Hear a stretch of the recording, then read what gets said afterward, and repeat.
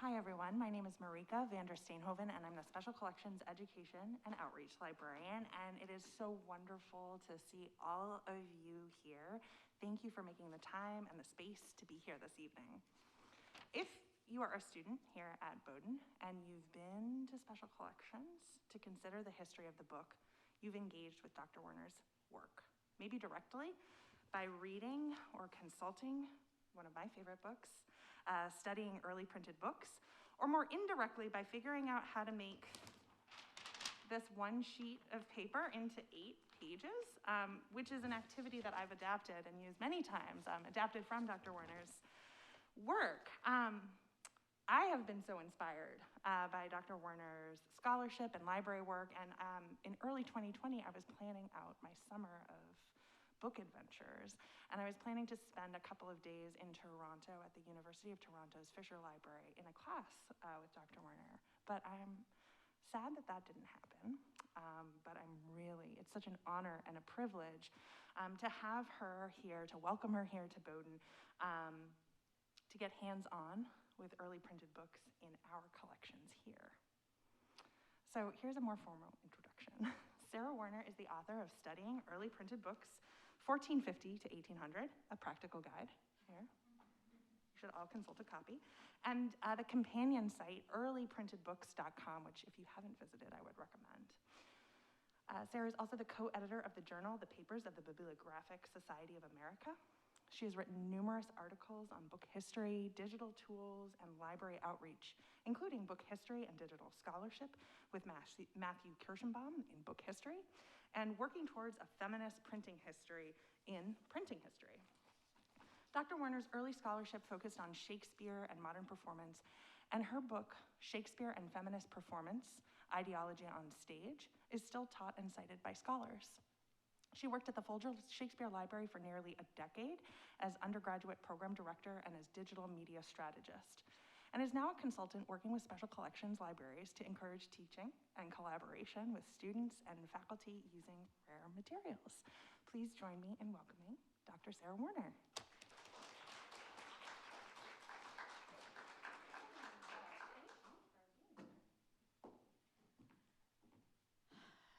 Thank you all for coming. I'm going to go maskless so my glasses don't turn into big opaque fogs and so that you can continue to hear me. But I am, as far as I know, extraordinarily healthy. And I mask all the time. So I want to say, one second. A thank you to Margaret and Marika for the invitation. There are a few things I like as much as getting to talk about books and how exciting books are with people, and then to be able to do that with actual books and actual people face to face is such a joy. It's always a joy, but it's even more of a joy these days. So I'm going to give you a sort of like quick sense of what I want to do in this talk so you can follow as we go along. It's generally moves from me sort of like making points and explaining things to asking bigger questions that I don't have the answer to and would be really excited if you wanted to help me think through implications of. So I'll start off by just talking definitions, what's bibliography. Well, actually, I'll start off with what's feminism, and then we'll move into what's bibliography, talk about how bibliography and the practices of it shape what types of books we study, and then try to get to a feminist critique of what the practice is and what we can do with it. But I'll start first, I think, with just a quick sense of this project's origins. It'll help you give get a bit of a sense of where I'm coming from and why I'm asking the questions that I'm asking. And it really began when I was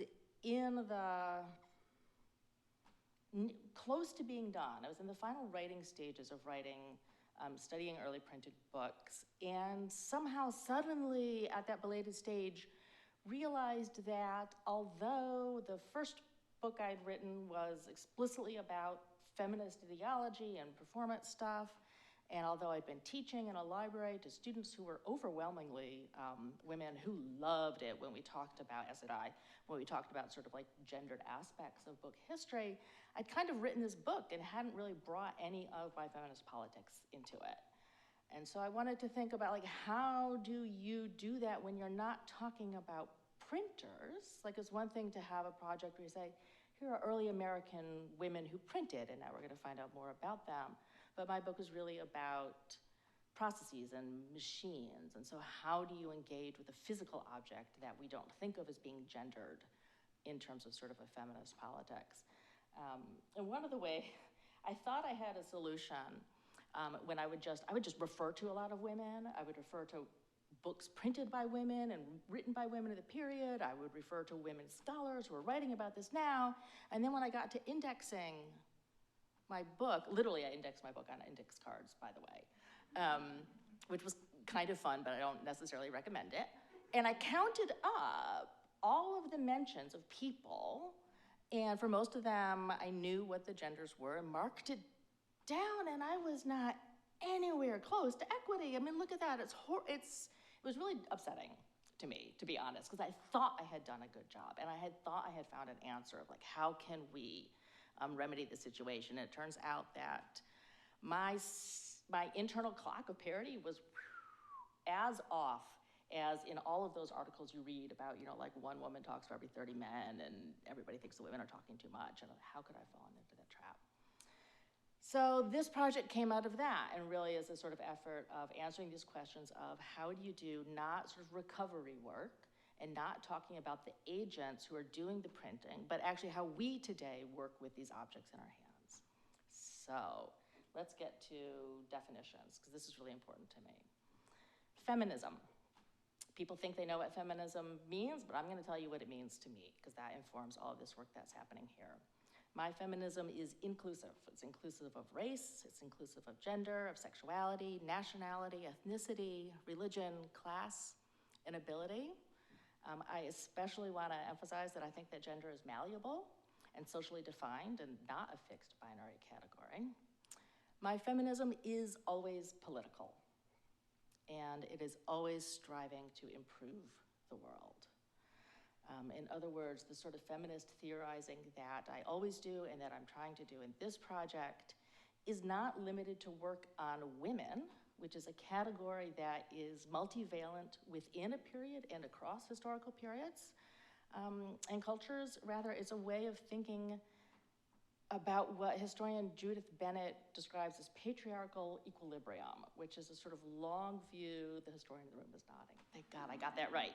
A system that always places the category male at the top, even as what constitutes male or as what constitutes female shifts. And that, again, I want to come back to this point. It's really important to me that I find a place of engaging with this material that is not limited to saying like, well, it only works on books written by women or printed by women. So that's feminism. That's totally easy to understand. Let's define bibliography, which is also a term that, like, who knows what that means. So bibliography, the type of bibliography that most people have come to mind immediately, especially if you are a college student, is what you could be fancy and say is enumerative bibliography, and it's just lists of books. And it can be anything from the list of books that you cite in your paper to the list of books about there's actually a great website called Women in Book History. Am I going to remember the name right? And it's a list of books that are about, a list of like book history articles and books that are about women, which is not what I'm doing. It's lists of books. It's important. We wouldn't know. We wouldn't have catalogs without any of that. I'm not doing that.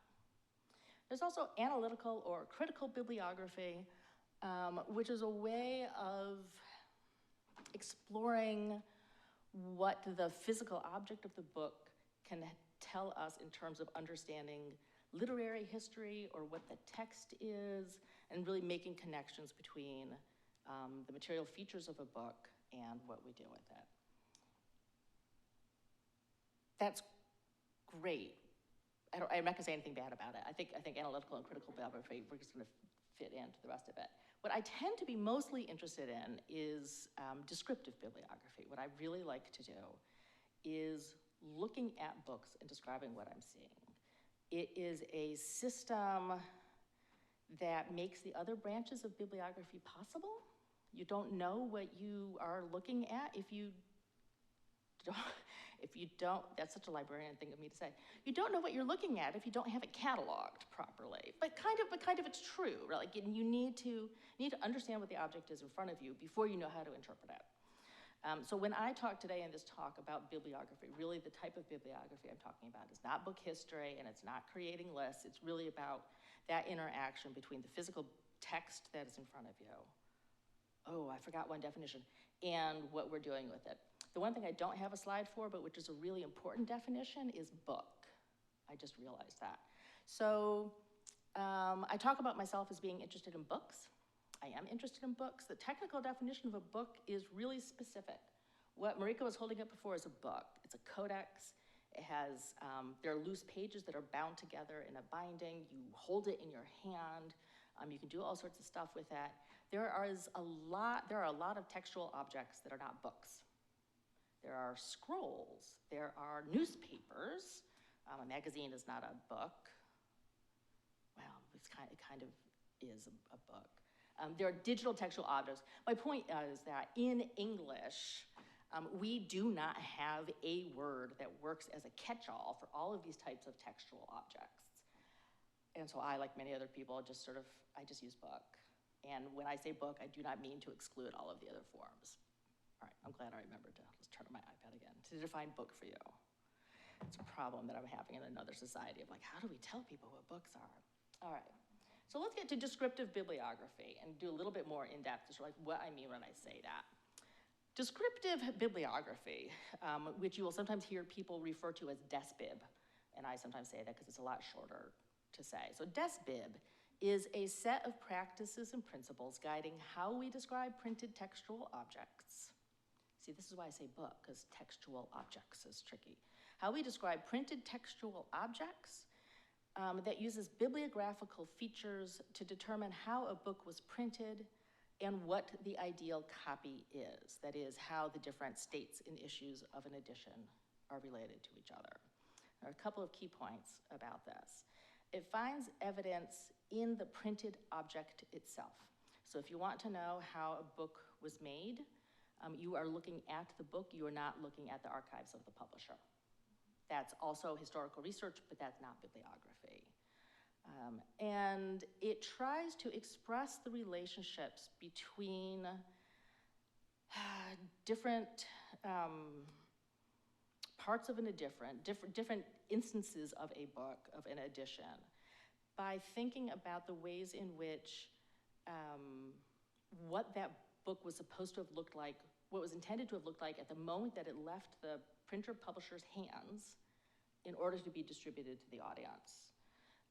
We're gonna do a quick review of like what hand press printing is, because I imagine you probably don't carry a little schema of it around in your brain. So this will start to sort of like come into focus a little bit more in a second.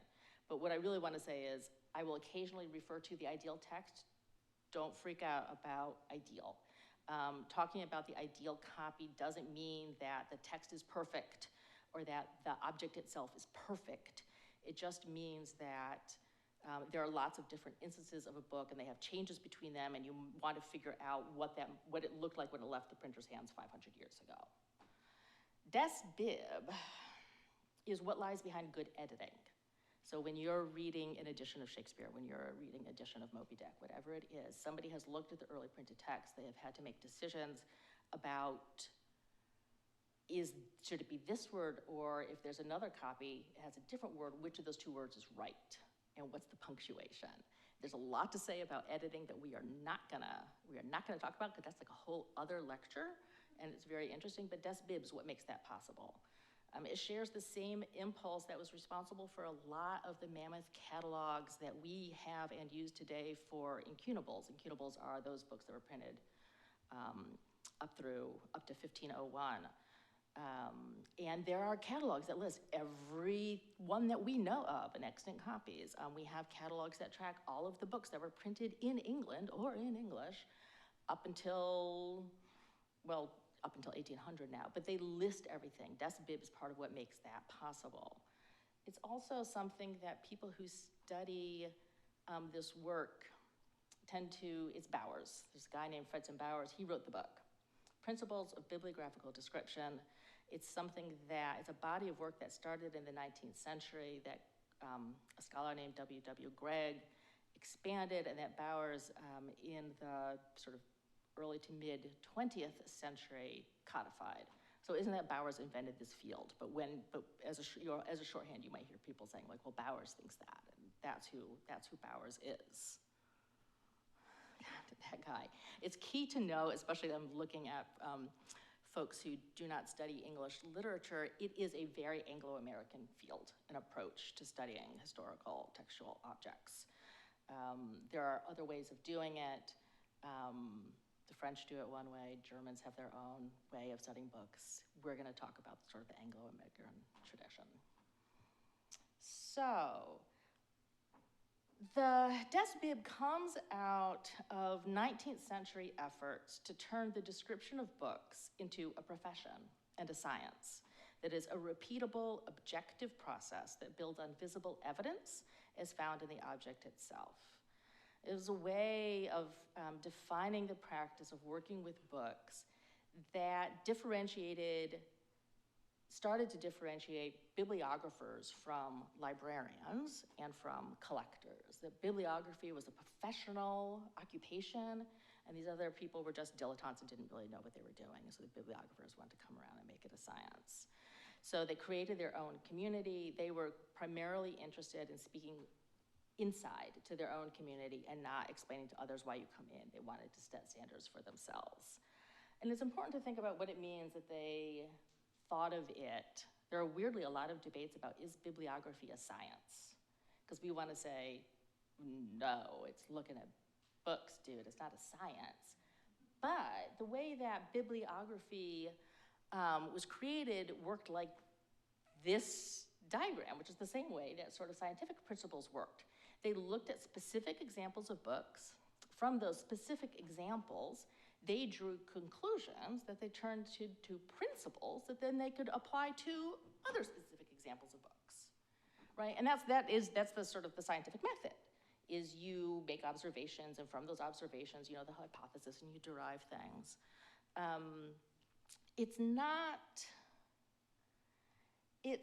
We think of scientific method, I still say this, I've given this talk, versions of this, and I always stumble over this, and I always want to say, we live in a scientific age in which we believe in scientific methodology, so it could be hard for us to understand that that is not neutral. Nothing is neutral, right? Everything has some sort of implicit attention and biases to it. And then I always find myself pausing at describing ourselves as living in a scientific age, because I feel like maybe not at the moment. There's not really a consensus on what evidence is and how science works and whether it's real or not. I'm not sure if that's relevant to bibliography. I still have to think about a little bit of that. But you can kind of actually see that that's one of the downsides of the scientific method. The scientific method said there is a difference between experience and expertise. And experience might be what I'm going to use brickmakers as an example. What brickmakers in the field are doing. They know what they're mixing the mud in a certain way. They know what it should be. They're setting in the sun. It's drying. They know a lot about making bricks. But they're not writing manuals, and they're not writing books, and they're not creating rules about brickmaking. That requires expertise, which is different than experience, and expertise is rated higher. So that this is where you start getting jokes about teachers, like the people who can't make bricks but like to talk about making bricks, they become the teachers. And that joke is a way of slamming teachers, and teaching is an expertise. I don't want to say that it's not, but you can start to see that by saying that what you experience is not connected to what the science says is real, maybe a little bit is sort of how we end up in this mess where all of us no longer know how to reconcile our experience with the expertise. Okay. I also wanted to say that it's not really a coincidence. You might have noticed that in the icons that I chose, this was a weirdly fun slide to make. And the icons that I chose for this, the top ones look pretty similar. And the bottom ones look quite different. They look different from the top ones, they look different from each other's. And that is part of what I want us to think about today, that the people who are interested in who created the field of descriptive bibliography really worked from a sort of category of textual object. And developed principles from that. And then those principles have been used to apply to a much wider range of textual objects that maybe it doesn't hold true for. Just because it makes sense for those books at the top doesn't necessarily make sense for all those books that are at the bottom. So, the goals of DesBib is not just to describe things and make fun little charts like this, but is really a process for trying to understand how books were made. And I am, for the most part, unless I say otherwise, talking about the hand press period, because that's what I know best. And those are the books that I think are sort of the easiest to defamiliarize ourselves with, so we can sort of see how strange they are. So books roughly printed in the West between 1450 and 1800 is roughly the period that I'm talking about. And for books printed in that period, most of what we know about how they were made has come from bibliographers looking at the books themselves. We have printing manuals. This is one of many illustrations from the encyclopedia, and this is of a press room, and you can see there's guys dabbing on the type over on the, that's right? Well, it's your left. And then the guy pulling on the press. This was published, the encyclopedia wasn't published until the 1760s. The earliest printed texts in the West were 1450-ish. The first manual that set itself out to be as a printing manual was Joseph Moxon in 1683. So there's not a lot of printing manual. It misses huge chunks of the period. And so the evidence that we have is from the books themselves. Everything that we've learned from, the manuals are really important, really come from the traces that it leaves on the page. And it's this that makes bibliography different from printing history, from print culture, from book studies. It's really this emphasis on working with the book itself. And it's why I'm so drawn to it as a field. I think the books are weird and amazing. I'm very interested in how books shape users' use of them. And to do that, I need to think about how they were created. And both directions come out of looking at individual copies of textual objects. So let's do a really quick refresh that will not answer we'll only answer a few questions about how early printing worked. So the things to remember about printing in this period is we're looking at an illustration of a composing stick from Moxon. Everything that is on the page, all marks come from individual pieces of type, and the spaces come from individual pieces of type. So you pick up your pieces of type, you put them in that stick, and then when you're done printing, you redistribute it back in the case. And if you look at this example, you see all the little letters and boxes. You're putting pieces of letter back in the case. See the hash sign, the pound sign? Spaces. Even things that aren't inked and leave marks on the page still have little pieces of metal that create space on it. So it's very easy to rearrange. It's very easy to stop a press and make changes on it. One of the other things to keep in mind is that the early press did not print pages, it printed on sheets. And so this is an example of a news sheet in a quarto imposition. You don't need to worry about the type of format, but you can see that it starts where, well, it's supposed to be the moderate, and this early owner changed it to read the immoderate rogue on the left on the bottom, right? And then the pages are laid out so that if you were to fold it, this is the reverse of the sheet. If you were to fold it, you would then have, just like Marika was saying with this exercise, you would then have separate pages of text. And I've got one more. Yes. All of this means that it is really easy to make changes to printed text. It's one of the things that differentiates this type of printing from other Western printing technologies that were being used at the time. On the left, we see, yes, your left. It's actually an existing copy of a proof sheet that it was printed. The corrector looked at it, marked up things that needed to be changed, and then it's changed over on the right. And it's just, you pull out those little pieces of type, you stick them back in, and you run with it. What all of this adds up to is that early printed text can be quite fluid. We have been told for a long time that print is stable. And that one of the amazing things about print as opposed to manuscript, you just get the one copy and then you make another copy and everyone's going to be different. But print, everything is the same, but that's not true. In theory, everything is the same in print, but in fact, there's a huge amount of variability because of the sort of technologies that it uses. So you can get, this is where this whole thing of understanding different levels of interventions in a book, changes can be made at everything from the level of a letter being pulled out and replaced to entire passages of text being removed or inserted to actual leaves and gatherings of papers being removed and inserted. There's a lot of ways you can change things around, which can make it difficult to understand how things relate to each other. We're good so far? So the way that we can understand what we see on the page, we being bibliographers, because now we are all bibliographers, is the way that understanding it is an iterative process that requires looking for patterns that emerge from multiple instances of a text.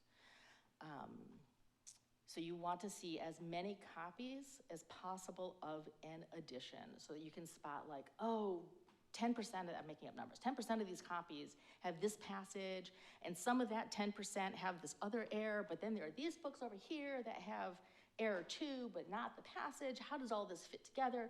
And you can't understand what you're seeing until you see many, many instances of it. This is a particularly dramatic and gorgeous instance of a printing mistake. This is one in which now I can't remember if it's the outer form printed over the inner form, but remember when we were looking at the two sheets. Sheets run through is printed, and then in this particular copy, this sheet, instead of being taken off and then you do a second print on the reverse of the sheet with the other text, somehow it got printed twice on the same side. But there are other sorts of changes that are smaller that you can track if they're pieces of broken type. It was like classic bibliography one. The type is just metal. You use it, it breaks. It gets cracks in it. And you can trace, if you are, skilled, you can trace the sort of damaged letters to be able to say, oh, this book was printed at the same time as this book in the printing shop, and I can tell because using that same piece of type in it. So there's a lot that you can learn, changes in watermarks. If we move from one stock of paper to a different stock of paper, that can be a sign that this was a later edition because the rest of the book all has the bull's head watermark and these pages have grapes. All of these are pieces of evidence that we can see today that help us understand these actions that happened 500 years ago that we would not otherwise have signs of. And it's that sort of work that bibliographers have done that they have deduced incredible amounts of information about things that we wouldn't otherwise know, about the processes of printing books, also about the book trade. And I don't mean for anything that I am saying today to diminish that incredible gift of insight and research that they have, that we have inherited from them today. I could not have, in fact, written a book like the book that I wrote if I hadn't had 200 years worth of other people's work to synthesize and present in an understandable language. It's really, truly incredible what they've done. And I am by no means, when I started writing this book, a big expert in the field. I can draw on that because that body of evidence is there. It might be worth thinking about for those of us who are interested in how academia rewards certain types of scholarship and not other types of scholarship. It might be sort of useful to wonder, Bowers came out in '49. In 1971, Philip Gaskell wrote a new introduction to bibliography, which is still a godsend. It is like the place to start in the field. It's incredibly dense, it's incredibly hard to read, and the gap between Bowers and Gaskell was 22 years, but it took almost 50 years for someone to come along and write something that would update Gaskell. And not update Gaskell, I don't update Gaskell, I just sort of do it for a new audience. And I think it's probably not a coincidence that it was done by somebody who wasn't working at a university, who wasn't on the tenure track, and who was a woman. So we can come back to those sorts of things later in the talk that's sort of relevant. So that was Desbib. Desbib, for all that it tries to be neutral, is not. And so I want to give a little bit of a sense of the impact of some of the decisions that Desbib makes. So Desbib is only interested in a very specific category of books.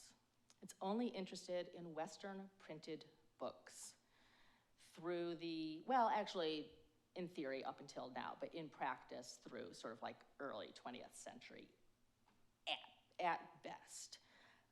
It evolved from an interest primarily in incunables.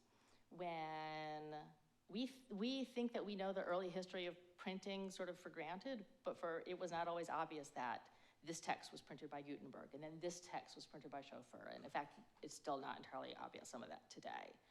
And so there were scholars and librarians who were very interested in the history of early printing. And then, really, in the Anglo-American tradition, it got taken over by scholars who were working on 16th and 17th century European printed books. And mostly, if we're gonna be honest, on English printed plays. So it's a pretty specific and narrow category of texts. And the reason that it's interested in those types of books, and that continues to dominate the field today, is that English bibliophiles were really obsessed with Shakespeare. This will come as no surprise, probably. But their fascination was Shakespeare and wanting to know what the best text for Shakespeare was and who the pirates were, and could we somehow peek behind the text to get a sense of Shakespeare's manuscript. So none of Shakespeare's manuscripts survive. This was sort of like the driving impetus for a lot of the research that they were doing. And it makes bibliography in part a practice driven by the needs of textual scholarship. So editors wanting to understand what the best text is. And it has a concomitant preference for literary works and canonical texts, and a focus on the moment a book was printed rather than how it has been used after it left the printer's hands. So there are a handful of impacts from that sort of focused interest. One is that it is focused entirely on the workings and products of the common press. Common press is just another way of referring to that letterpress that we were looking at before. You were looking at the Diderot, the encyclopedia picture of it. This is another illustration of another press room, but it's the same sort of press, and you can see the guy pulling the handle and laying out the type. But there was a second press being used with a fair amount of regularity in the period, and that was the rolling press, called rolling press because you see it in the back because it rolls, and that's what was used to print engravings and etchings, any sort of intaglio press print that required a great deal of, it had an entirely different method of printing. There were separate press rooms, separate printers. There were like two trades. The rolling press was used primarily for things other than written texts, illustrations, music. Great.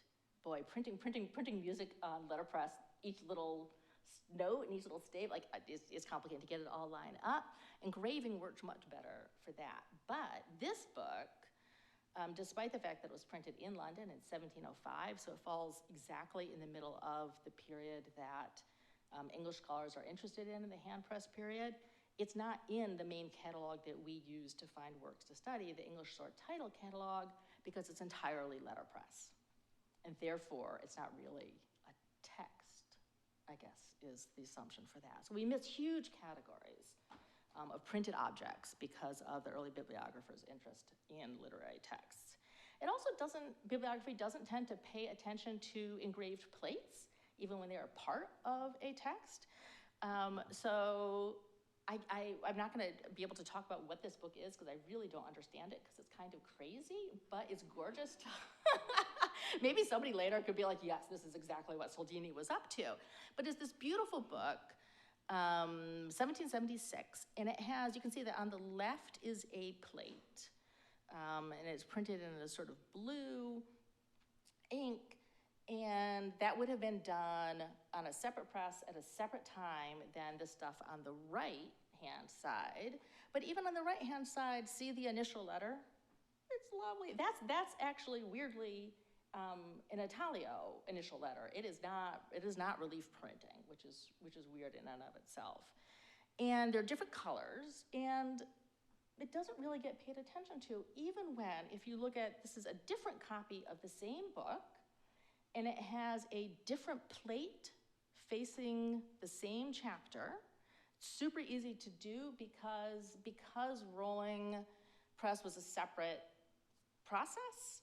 Plates that were just plates could be inserted in any order. They aren't part of the physical structure of the book. But look at the initial letter. That's a different color. It is on a letterpress page. It is part of the structure of the book. And bibliography doesn't really have any way of describing or capturing or being even interested in why did the color change? Why are the plates in different order? What's going on with that? This is one, there's many reasons. Also, the illustrations are bonkers. But if these were variations in the text, so bibliography definitely, it is important to know if it's a text that's printed just in black ink, or if it's black and red ink, or sometimes you get all red text, which is not very frequent and is weird. That is part of what we study. But this just, it's rolling press. Who cares? We're just gonna ignore it. But it's not only that, they're not interested in things that aren't words. So this woodcut, this is just like the pretty picture portion of the evening. Here we have a woodcut, showed up in 1568 in a platen printed Herbal by Bowdoin's classic Herbal. And the fun thing about relief printing and woodblocks is they get reused regularly over a period. So this one is 1618, it's not just the same plant, it literally is the same block. And 1633, there it is again. And not only that, because it's part of the Plantin library, the house of printing, we still have block. This is why it gets reused. It's literally this object that can get traded around. The Plantin Museum still has a lot of this stuff. You can see it you can find it in different books. You can learn interesting things about how books were made and about the book trade by the movement of prints through it. But although there are some categories of images that bibliographers have been interested in, printers' devices, title page borders, other sorts of things that they use primarily to identify printers, so not as illustrations, they are not interested in illustrations. And there is the effort to catalog and trace those sorts of reuse of woodblocks. Only a tiny portion of it has been done, and it's only been done recently. There was, in the English printing, I can't remember who the predecessor was, there was somebody who got us sort of like up through the sort of Tudor period, and then Ruth Laborsky and, shoot, she had a partner that she worked with, produced a sort of catalog of, here are all of the woodcut prints that we've been able to trace up through 1603, and then you can, and here are all the books that they appear in. So you could look up the Corncockle and you could trace sort of what happens in. That just happened. All of the other sort of like major cataloging things that we have built our foundation on, the STC catalog, the short title catalog of English stuff that I mentioned before, it was first published in 1923. So the work on woodblocks has come really relatively late. The emphasis on text means not only have they ignored things like illustrations, but they ignore other weird aspects that are fabulous about early printed materials, like they tend to ignore fugitive sheets. These are, you see them in anatomy books a lot. They're great for teaching anatomy. They're flat books, and you lift up the flats. And first you just see them, like, this I think actually is a woman, and it for some people it reads is annoyingly pornographic, and less so in this version. But you can very lift up layers of her So now you see her muscles, and then you lift up the muscles, and you can see her bones, and you lift it up, and it always inevitably turns out about like the baby in the belly, because I'm not even gonna go there.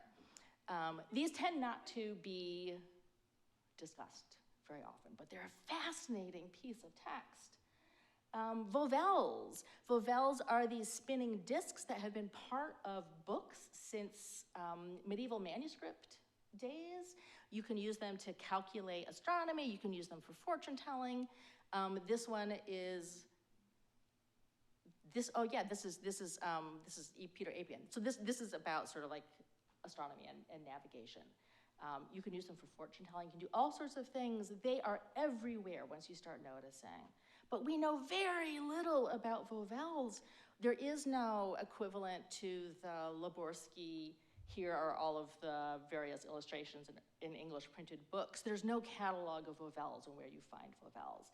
There's very little understanding of, they're very complicated to make because they are layers of paper that then are assembled and glued together or sewn together so that they can spin. Who was doing the assembling? What was that process like? You would think that if you were interested in books in this period and you were a bibliographer, that this would be well studied, but of course, not so much. I do love them though, so I always try to work one out. So that was talking about the limits of the focus on text. But there's also problems with being only interested in the publisher's intent. So if you want to know what, I can't even think of how literature classrooms work now. Do you still, like when you study literature, do you like teach, I'm like literature people. Do you teach students sort of like, this is what the author means? Like we don't do that anymore, right? I'm trying to think, like they were still kind of doing it when I was an undergraduate. It's so stupid, right? Like, of course, like the authors mean one thing, but you release that text into the world and then you have no control over it. And that's where the beauty of it lies, is where I think. It's the same thing with books. You release books into the world and what happens? For bibliographers, they are only interested in that final product, so they don't care what happens after that.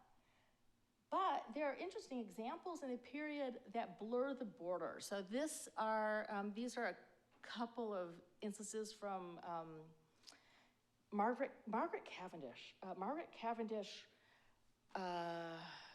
sort of like late 17th, I'm trying to think like, how do I describe who she is? She was just a crazy smart lady who did lots of crazy smart things.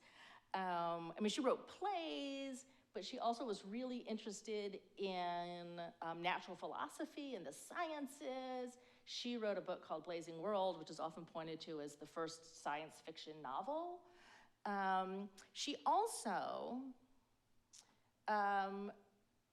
was in the interesting habit of, she sort of self-published her own works. She really believed that she had a system of knowledge and she wanted the learned gowns of the universities to pay attention to what she was saying and to engage with her ideas.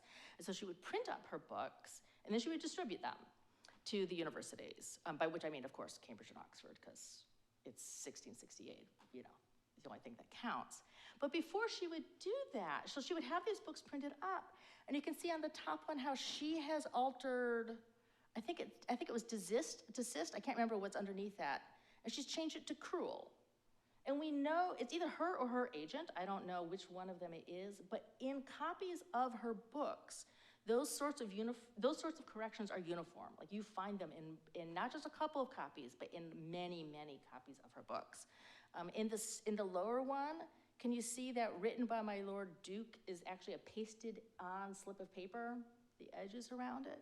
She is at some moment between sort of production and dissemination, she is making further changes, and not incidental changes. I mean, they might look incidental to us, but it clearly was very important to her. So that sense that bibliographers have of there's a line that divides production and dissemination doesn't really work for Cavendish.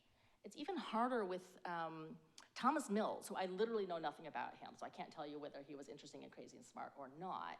Everything I'm about to tell you about him comes from a blog post from Heather Wolf and Bill Sherman that I had to edit years ago that sort of blew my mind. He didn't just sort of self-publish his books and then make a couple of little annotations in it. Well, let's see if I got the detail here. Okay, yeah, you can see it a little bit better. So on the top, you can see there's a printed marginal note, and then he's written, you know, he's extended it with his own handwriting. And then below it, which is the thing that's on the left that I blew up, that printed chunk of text is a paste-in. So just like we saw with the correction in Cavendish, he has taken this from some other printed text, I don't know what, it's not clear, pasted it in his book, and then added further annotations to it in a way that makes you, when you start to think about it, ask, is this a manuscript or is this a printed book? If one of the definitions, like the big defining difference between the two in the ways that we have always been taught is manuscripts are unique by definition. A typescript is unique. There's one copy of it, there's only ever one copy. You can make a copy of it, but it's not the same thing. What? I don't know what's happening here. I don't know how to categorize this book. People who know more than me don't know how to categorize this book. But again, it suggests that thinking of there being a clear line between when a book is done being produced and when it starts to be released into the world maybe is not adequate for what's actually happening in this. All of these details that I have just been talking about, they all come from the period that bibliography was meant to be studying, which means that I haven't even touched on the types of printing technologies and duplication technologies that we see in later centuries.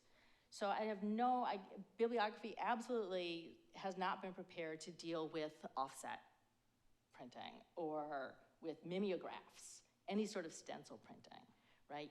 So even within its own tiny area of specialty, DesBib can't quite, it eliminated things that can't answer everything. And then when we start to think about all of the text that's outside of that, let's not even do that. So I also just really love the prayer. I want to come back to a point that I raised earlier so we can start thinking about what a feminist critique of all of this is. The aims of standardizing descriptive bibliography are in the service of scholars rather than collectors or librarians. And I don't mean that collectors and librarians can't be scholars, but what I mean is that they are addressed to people who conceptualize themselves as scholars. That means in part that the practices of bibliography that have been defined as standard in the field, just the ways in which Bowers has defined them, are increasingly complicated to learn, and to be able to enter into that circle is increasingly difficult. So there is an emphasis in DesBib on thoroughness on the researcher's part. You need to look at as many copies of an edition as possible. And if you're working on something that only has like 3 extant copies in the world, and if you are allowed to see those 3 extant copies, woo, you're done. But if you're working on something that has maybe 50 extant copies and they're spread all over the place, if you're doing it right, you need to go look at all of that. So the emphasis is on thoroughness of the researcher. It's not really about usability for the reader. If you pick up sort of any of this, engage with any of this sort of work, it is full of detail, it's so much detail, you might only really be interested in tracing the evolution of running titles. I don't know why you'd want to do that, but that's what you want to do for this book. You're really looking for, the headlines up at the top. But what the DesBib gives you is everything. The detail about the typeface and about the sort of type of paper that it's printed on, and it's just overwhelming. One effect of that is the amount of time it takes, as you can imagine, to do a bibliographic project is extensive, to say the least. You have to find the copies, you have to go and you have to look at the copies, you have to do a fair amount of travel, you have to be able to spend hours and hours in a library. And that assumes that you already have the scholarly expertise to be able to do the work, that you know what you're doing. But the way academic world is now is you don't find training. I'm sorry, my sentence got all tangled up in the middle there. Bibliography is not a skill that is taught widely in American or even British university and colleges anymore. It was once upon a time, and then it just started going downhill around sort of the 70s. Once upon a time, the graduate school that I got my program in used to have a very strong desk bib. By the time I showed up in grad school in 1990, we didn't learn any of that stuff. Like it literally, even if I wanted to learn it, there was not a class of Penn that was gonna teach it to me back in those days.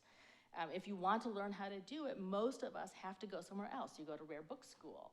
You go, if you're in a library school, you can maybe get a little bit more easy access to it. But that, the academic world does not value. If you do an addition, are you gonna get tenure? This is really like talking to only half the room at this point, or even smaller than that. But the priorities of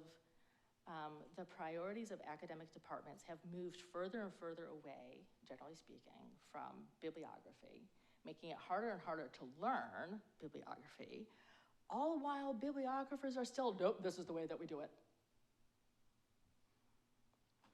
All of this is a problem for who is doing bibliographic projects, right? It's nearly impossible for any researcher who also has family to take care of to be able to devote this time and travel to doing it. And given the state of the world, who tends to be the caretakers in families? Women, right? Whether it's parents, whether it's children, whether they're partners, that is a role, for better and for much worse. It lies very heavily on women. Bibliography is also a way of engaging with books that for a long time resolutely insisted that it couldn't learn anything from the emerging fields of women's studies, queer studies, Black studies. You might have noticed when I talked about sort of like the decline of bibliography, it was at the exact same moment that all of this other fabulous new stuff is happening. And bibliography was like, that doesn't have anything to do with us. And so it cut itself off from new avenues of scholarly inquiry and made bibliography a less welcoming place for a lot of us to try to enter into. And it has also created not only problems for who can engage in bibliography, but all of that has led to problems in what types of materials are being studied that way. So even if we stick with the sort of easier to categorize printed works of books, people who wrote books, I'm not even gonna worry about mimeographs right now, there is no descriptive bibliography projects for Margaret Cavendish, despite the fact that she was really prolific and that her books are really weird and have a lot to teach us about how books were made. There's no desk bib for Phyllis Wheatley Peters, another super important, really interesting in terms of print and in terms of everything else. There's no desk bib for Agatha Christie. And surely there is a lot to learn from the many, many, many issues of her books. There's not even any, that I can see, any descriptive bibliography projects for John Cheever. So it's not only that women are not getting this, we're really lots of areas in which we could learn a lot. And if you think about John, I don't know why I'm having a John Cheever obsession. If you think about John Cheever and the way in which his story is circulated in various ways, and then it appears in print in a magazine, and then it shows up in an edition, in a collection, and then it shows up in the collected works, and is going through transformations. Those are the exact sort of questions that bibliographers really groove on digging into, and yet it's not happening. So I want to end with thinking a little bit about community, because both the community of creators of bibliographies and the community of users of bibliographies, in which we are all potentially either one of those things. And I want to wonder what sort of communities are enabled by desk bib practices, what communities are excluded by them. And I really want to think about the intersection between technology and community, since books are a technology in and of themselves, and bibliographical practice is also a technology. And this is where I zoom off into things that are sort of seem less obviously about books, and so are kind of also more fun to think about. Ursula Franklin. So let's think about Ursula Franklin for a second. Ursula Franklin was a materials engineer, a metallurgist, a feminist, a pacifist, a Quaker, a German Canadian, scholar of incredible eminence and influence, and basically an all-around marvel who is interested in the connections between technology and culture and how the two intersected. And I'm not going to talk about sort of like the big field shifting things that she did in her world of metallurgy, because I don't really understand them well enough to be able to talk about it. But I am interested in how she talks about technology and community. And one of the ways in which she talks about technology, just to sort of like fit this in before we delve into her for a little bit, is she defines technology, not the ways that sort of like mechanical technologies and engineering and that sort of stuff, but technology is just, it's the ways that we do things. It might involve machines, it might not involve machines, but there are ways and processes, and how we do things can shape and impact societies in different sorts of ways. A lot of what I'm summarizing, about to summarize, comes from her 1989 Massey lectures, which you can read in book form, The Real World of Technology. It's really fascinating. It feels especially relevant, her sort of like pacifist feminist types of way of thinking about culture feel particularly applicable today, and it's a short, easy read. It's really fun. So she sees technology as falling basically into two different categories: holistic technology and prescriptive technology. Holistic technologies are, you can think of them kind of as being akin to like how we think of craft. They are worker-directed, so that the worker's control of what they are making. The worker has the flexibility to change their process and product, so how they're making something and what they're making.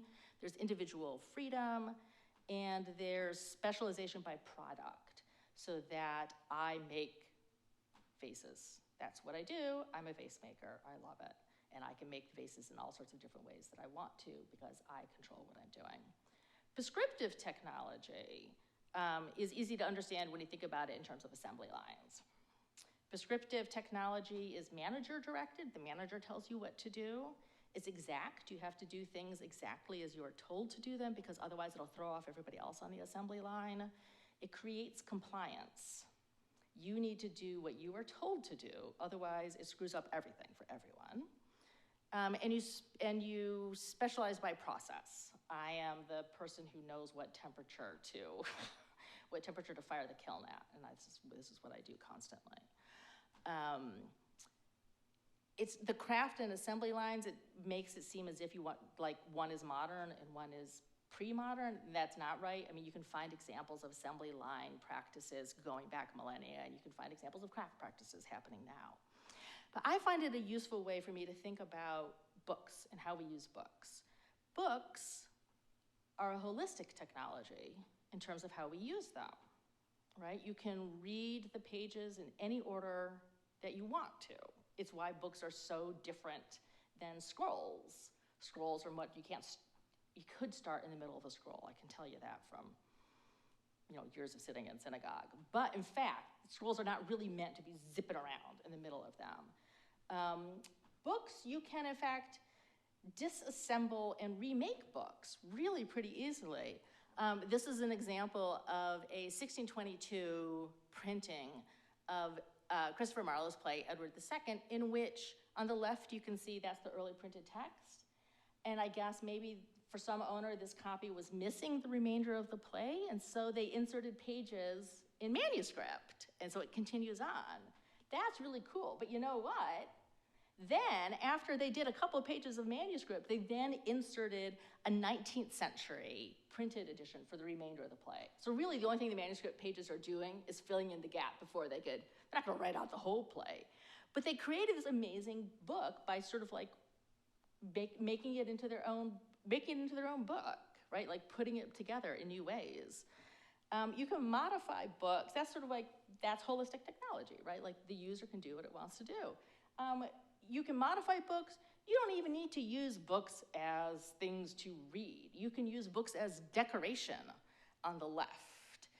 Those are all like spines of books done by color coding. Or on the right, this was a real bookstore, now I've forgotten what bookstore it is, in which those books is one of my favorite photographs. You can use, apparently books are also an engineering device, not merely a source of information.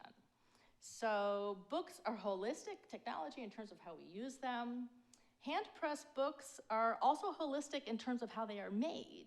Everything that I was just describing about the stopping and the rearranging and switching things around, pressmen have the ability to stop and adjust the process in the middle of it. Printing shops, this printing shop A could do things differently than printing shop B.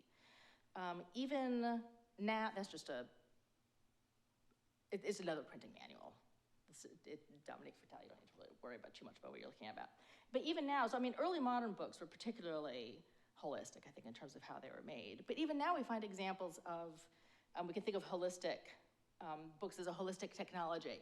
This is an example of, I love this little book, 1937, Bookmaking on the Distaff Side. It was a group of women printers who collectively contributed not just different texts to this book, there's 100 copies of it, but they each printed sort of like their own gathering, and then the gatherings were brought together and sewn into a book. And so each gathering has its own colophon. And you can see this is just a couple examples of like this signature print, this gathering. The signature was printed by Pison printers.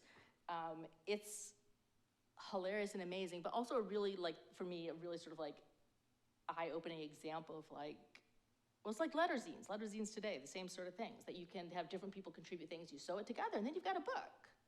Books are like you tell, I really love books. Books are amazing. All of that is holistic technology, but if you think about how I've just described descriptive bibliography is prescriptive. It treats books as orderly, as repeatable, that are best understood through a set of rules, and those set of rules only work if we all collectively adhere to them. Descriptive bibliography doesn't, and it cannot account for the things that happen to the malleability of books after they've left the publisher's hands. And I don't even think that descriptive bibliography sees that as a problem. It's so locked, it's very lockstep. So here's where we get into where I definitely don't have, further into where I don't have answers. Is it possible to imagine a different approach, one that is more about bibliography as a holistic technology that prioritizes maybe not printer's intent and the right textual choices, but maybe prioritizes user intent? This is a copy of the 1566 Great Bible. It's a copy at GW, George Washington University, sorry, that somebody in the 70s with a blue ballpoint pen has marked up. And they're not doing it, it's insane and incredible, and I need to spend more time with this book because I find it completely amazing. It goes on rant, I mean, clearly the person is struggling with some issues. And there's rants about like Jimmy Carter and the CIA and all sorts of stuff going on. But they're not talking about the book. They're using the book the way that they want to use the book, which is blank pages in which to write. And I'm assuming that it's not random, this book, that the book maybe is somehow something to do with sort of like authority and relationship to authority is happening there. But is there a way, I mean, this is something that just is not relevant to bibliography. This is so, like, it's relevant to librarians and it's relevant to book historians and all sorts of things, but it doesn't, this sort of intervention doesn't fit into how we have traditionally understood what bibliography is for. But is there a way in which, instead of describing books in a sort of formula that's geared towards printer's intent and that moment of cutting things off, could we come up with a sort of way of cataloging and categorizing books according to how the places where readers intervene in them? So sort of a ideal copy that traces where those gaps for intervention are. That way of thinking about bibliography would definitely not be less time consuming than descriptive bibliography looking at printer's intent. But it does ask an entirely different set of questions in ways that, even though I think it's exciting, I have a little bit of a hard time imagining how that would work in practice, but I kind of want to see it.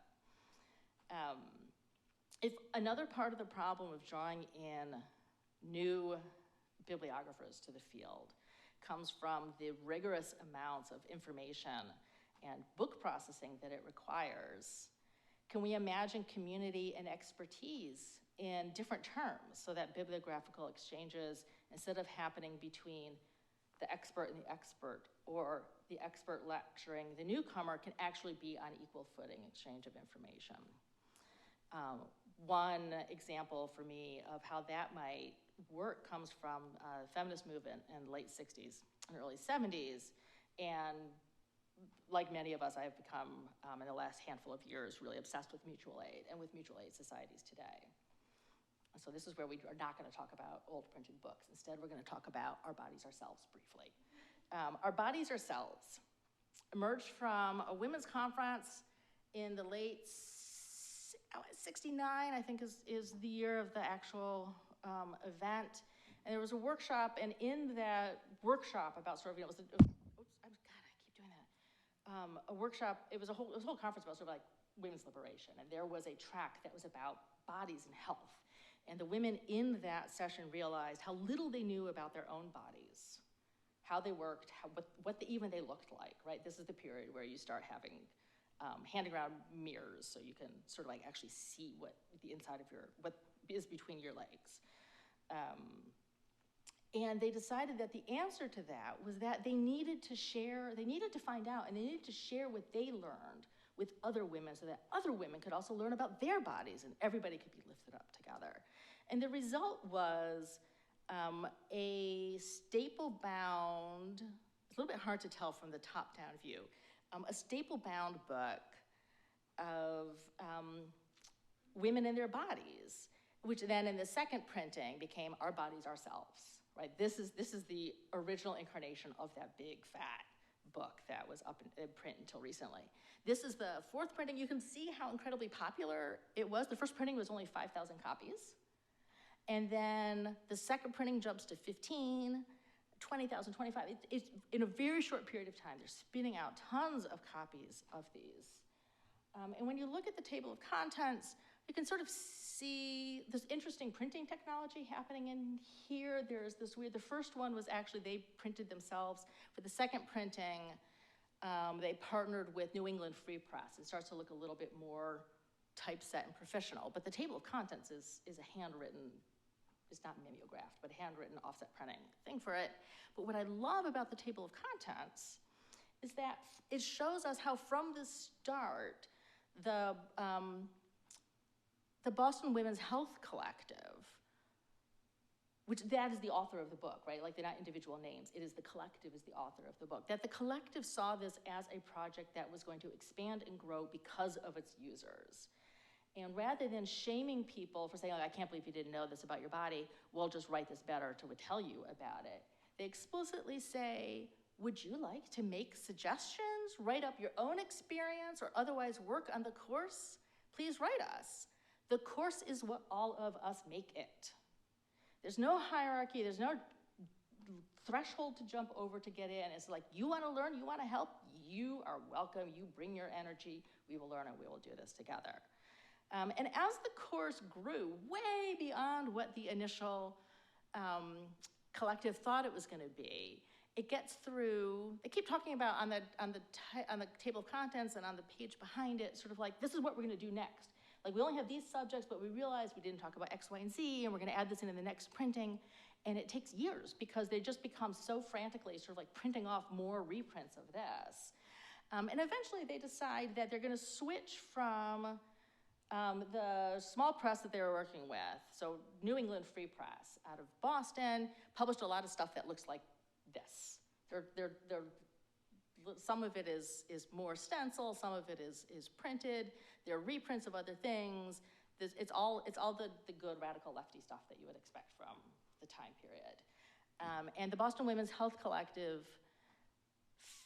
decided, I think they were probably approached by another press to handle what they wanted to do. And they ended up switching to Simon & Schuster for the second edition in 1973. And then this is the start. This looks more familiar. And then the book looks like this for a long time. And it goes through lots of editions and lots of prints. But what's really kind of amazing to me about it is that when the women in the Boston Women's Health Collective decided that they were going to switch printers, this is from the I think these pictures are from an 11th printing, but actually the letter appears earlier. You can see over on the left from the authors, and they say, oh, big news, changing publishers. We know this is a big deal because we're leaving our little, like radical world of printing. We're going with a commercial thing, but we have these, we worked out terms that we feel really good with, and clinics will still get incredibly discounted copies, blah, blah, blah. And then you know what's on the back side of that letter from the authors? The opposing letter from New England Free Press saying, we think this is a really bad idea. And as a way of engaging with sort of competing voices and competing visions, to have them both side by side, I think is just an incredible way of thinking about engaging in community and engaging in dialogue. And this is where I get in part to, oh God, I forgot I used this goofy picture of me. I'm sorry. Thinking about mutual aid.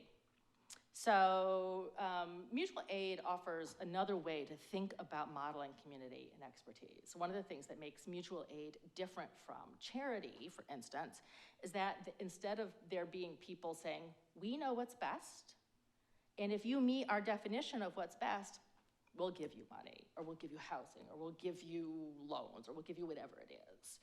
Mutual aid says, instead, the problem is not you messed up. Mutual aid says, the problem, the system is fucked. And so you are as valid as you, even though you've been in, this mutual aid group for 500 years, because you're immortal, and you've only been in this mutual aid group for, like 2 years, because you're obviously a human being instead of, like an immortal being. And that everyone is equal. And it's not about individual inadequacy, it's about solidarity and community. It's not you made a mistake, it's the system creates difficulties. How do we work with or against the system? And so I always want to think, what would the bibliographical equivalent of mutual aid be? If part of the problem that I see happening with bibliography today is the reification of expertise and closing off the circle so that newcomers can't enter in. And I will tell you that when I first started writing my book, I was terrified. And when the book came out in print, I was terrified. I did not know enough. I was not enough of an expert, and I was gonna get judged. And then we can talk about that in another way. I sort of talked myself I talked myself into believing that being judged and making mistakes was a strength of mine, and that, those guys just wished they could make mistakes the way that I can make mistakes. So maybe that's the kind of it. But when I think about one of the problems facing bibliography, one of the reasons that it's stultified is it has been so difficult to bring in and expand the community because we have all of these rules and all of these barriers set up. So finally, I'll end with this. I want us to think about technologies of community along with technologies of printing. Because although bibliography tends to invoke shelves like this is actually, I should point out, these are books that I own because a bookseller was getting rid of them because they were so crappy, which is a sort of funny way to think about the shelf of old books, and I love them, but you can sort of see they're all falling apart. But bibliography, you tend to think of like, oh yes, shelves of old fancy books. But bibliography is also about shelves of books like this. The beat up paperbacks, the romances, the science fiction, the stuff that is, sort of like sitting in the laundry room saying, please take me, don't you guys have like laundry room exchanges and that? And I think that if we don't think about our shelves as including this material as well as the static formal material, we're going to fail. We're going to fail in building our community and in creating a thriving future for bibliography and book studies, which is something that I think is valuable for us in understanding our past and valuable for us in helping us build a future. Thank you.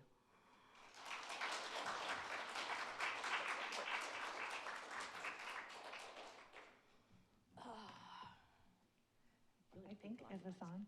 Yes. Thank you so much, Sarah. That was wonderful. We have time for some questions and answers, so if you want to use one of the microphones to ask a question, please feel free.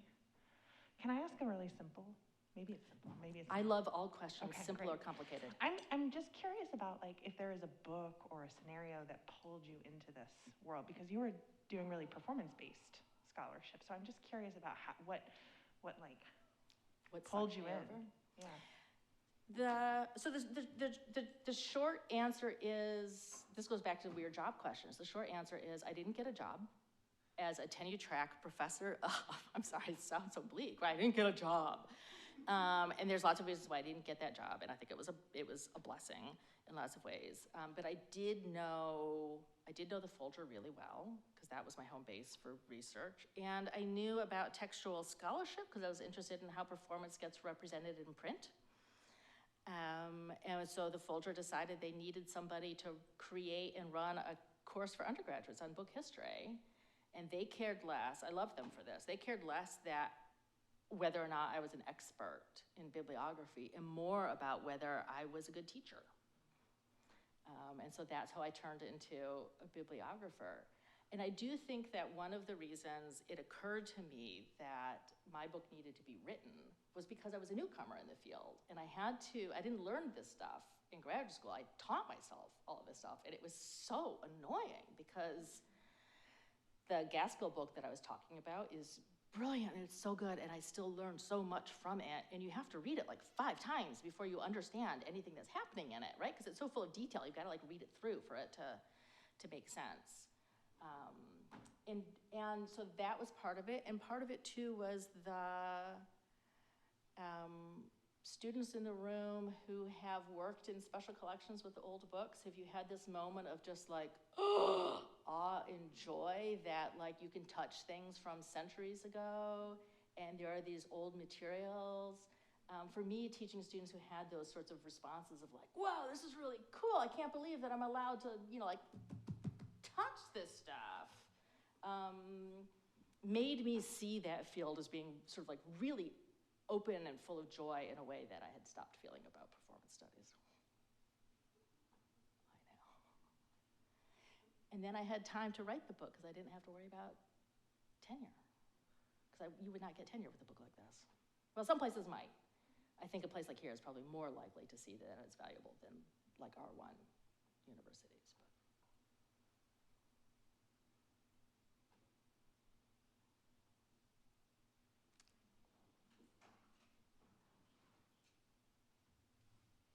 Thanks so much. That was a wonderful talk. I actually have a question about joy and how there's room for that in scholarship. Because when you were talking about, I'm a historian of science and medicine, and so everything you were saying about making a new science, separating expertise from experience really resonated with me. But part of that is also a cultivation of detachment.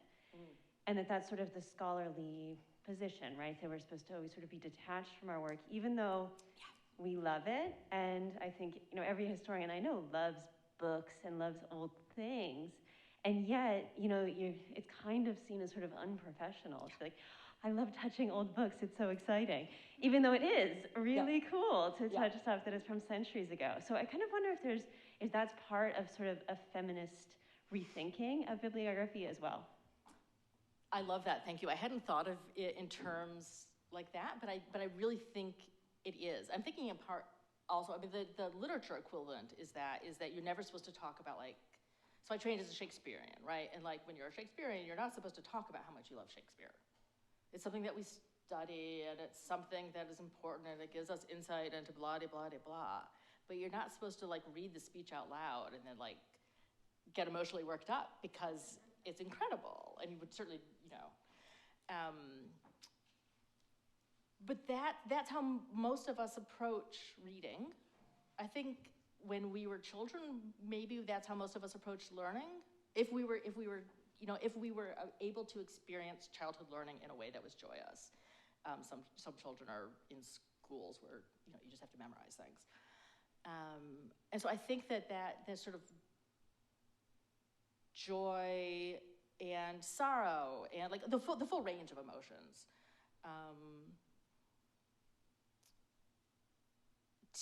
To insist on being detached does to me feel very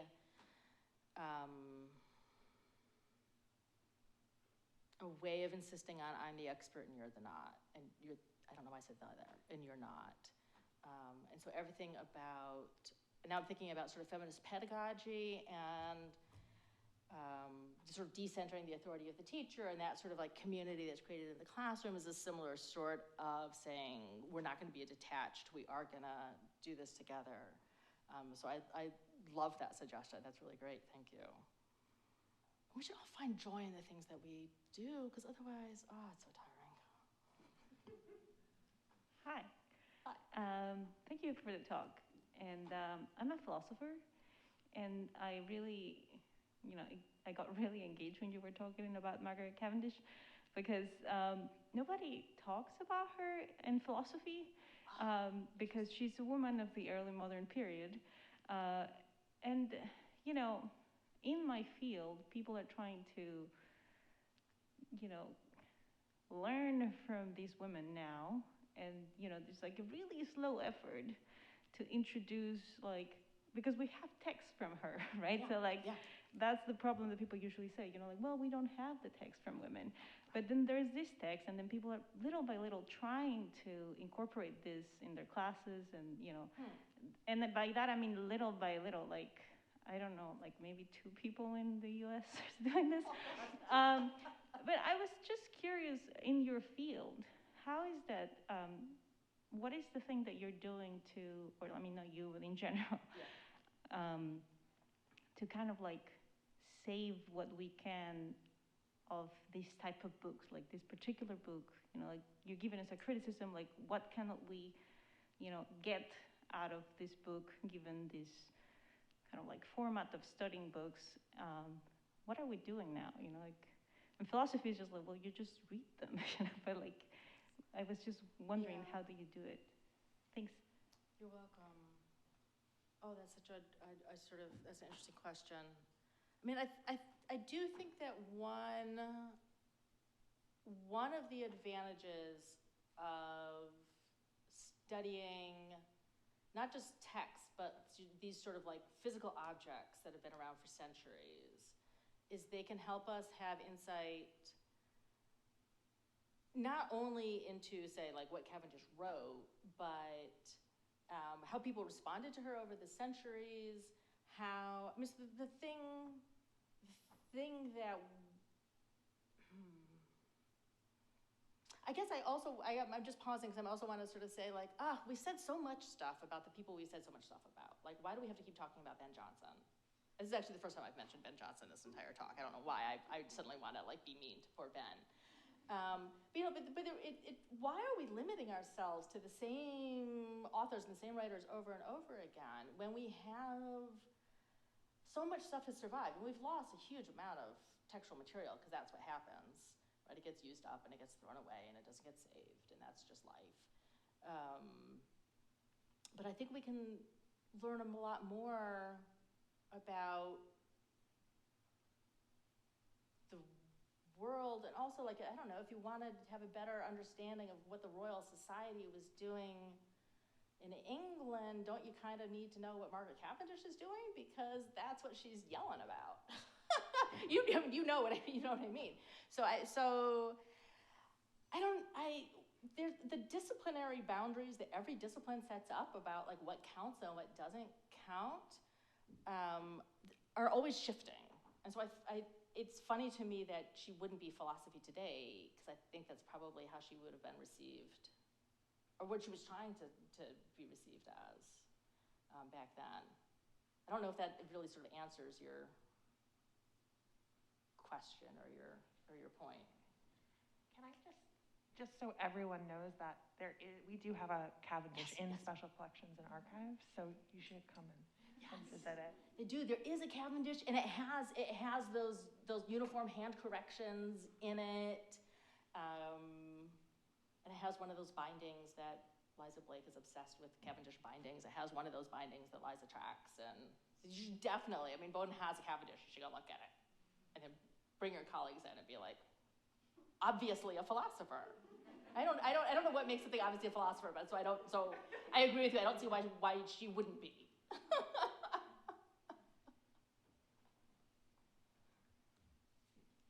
Thanks for coming. I was wondering if you could talk a little bit more about, I know you said Desbib is a way of primarily looking at the Anglo-American canon, I was wondering if you could talk a little bit about bibliography globally, and if different cultures have different ways of going about their own canons, or if bibliographic structures differ very much between different countries or areas. That's an awesome question. And I am very bad on global book history. I know enough to say that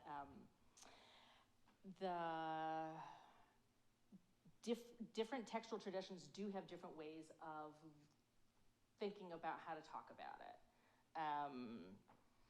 I'm trying to think of examples. So for instance, the questions that Western printing history asks, including European printing history asks, and with this sort of like really obsession with editions. So an edition, should I sort of, it'd probably be helpful to think, like an edition is just, what's a quick definition of an edition? A copy is a book, so you hold one copy, and then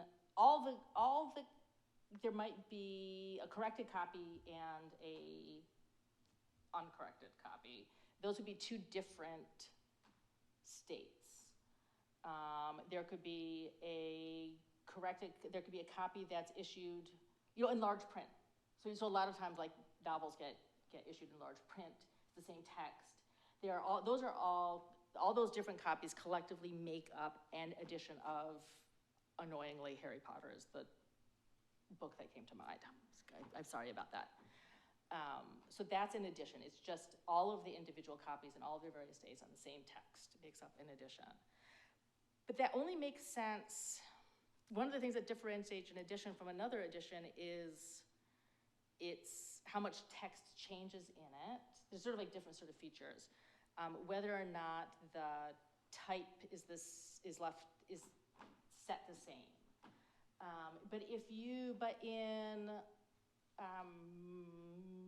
Chinese printing, which is happening much more block printing still, and with different everything about it is different. Those questions of edition don't make sense. Like literally, it doesn't.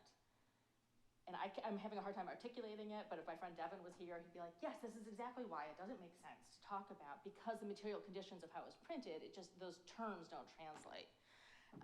And so I don't know what sort of Chinese bibliography consists of, but it's a different set of terms. French book history really is really mostly interested in records. In sort of like in archives and records and that sort of thing. It's people who work on manuscripts is a different sort of. So there are all these sort of different sort of questions, and I don't know enough, and I can't even think off the top of my head. Say like, oh, go look at this book because this has a really good introduction of it. And I really feel like global book history is only just barely starting to become a thing, as there's not yet enough resources about it. Or you'll find stuff that says it's global book history, but it's really just European book history. I really don't understand global stuff. So it's an excellent question that you should look into.